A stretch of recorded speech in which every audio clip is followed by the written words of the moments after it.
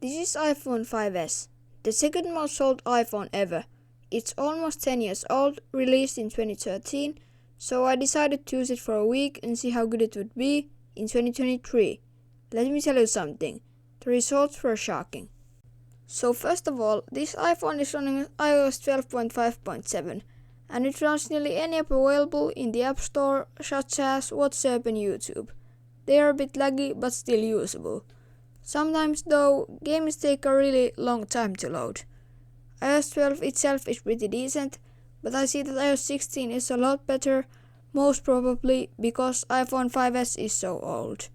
The OSs feel really similar, but iOS 16 has features, for example, that iOS 12 doesn't have. iOS 16 also has those extra lock screen customization options. iPhone 5s screen is 4 inches, which is very small in today's standards with these chunky bezels. The phone is so thin and light that I sometimes didn't even notice that it was in my pocket. And it was easy to take the iPhone 5s out of my pocket, while with my iPhone XS I sometimes struggle putting it in some pockets and taking it out. That is one of my favorite things about this phone, that you can't get any more in today's phones. But there's a downside to that compact size, which you probably already guessed. It has poor battery life. It's very bad for travel, but at home it's somewhat decent, I guess. If you want to take it somewhere with you, make sure you have a power bank with you at all times. The battery life is about 1 hour with YouTube videos and messaging, but I think with light use the battery could last the whole day at home.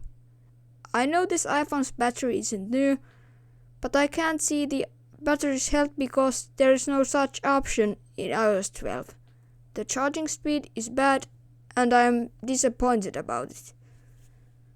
Talking about charging, this iPhone was the second iPhone to have the Lightning connector in it, and it made a huge difference compared to the old 30mm connector. Lightning cable is much easier to put in and out of the charging port than the 30mm charging cable. This is the first iPhone with Touch ID. It's surprisingly not slow at all and there are zero problems with it. This was really one of the most shocking things when using this iPhone.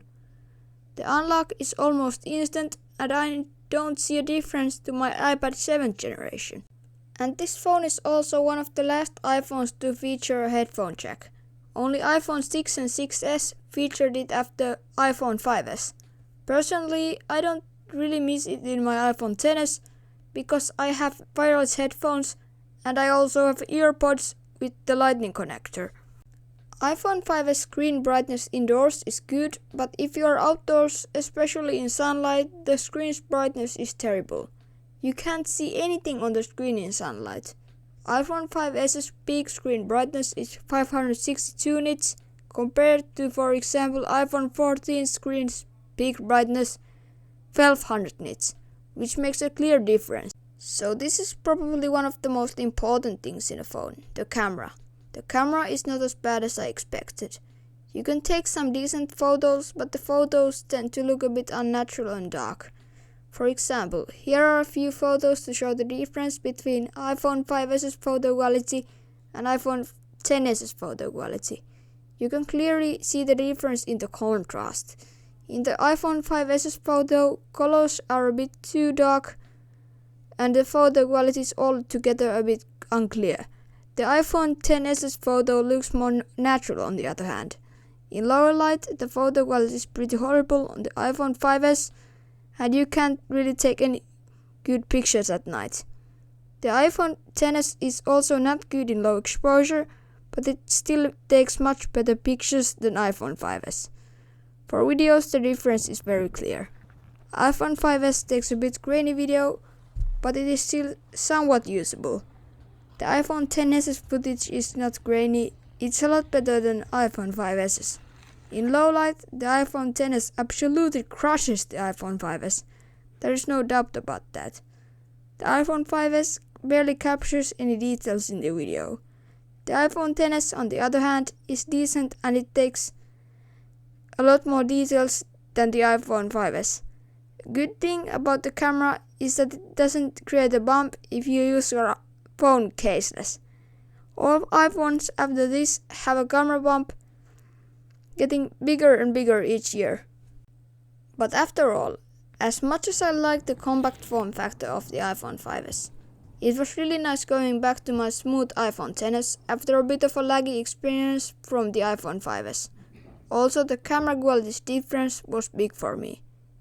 So the final verdict is that iPhone 5s is still usable in 2023, but I wouldn't recommend it as a main phone. I think it is fine as a backup phone, or maybe for a person who only uses the most basic functions of a phone, such as texting and calling. Thanks for watching, and I'll see you in the next video.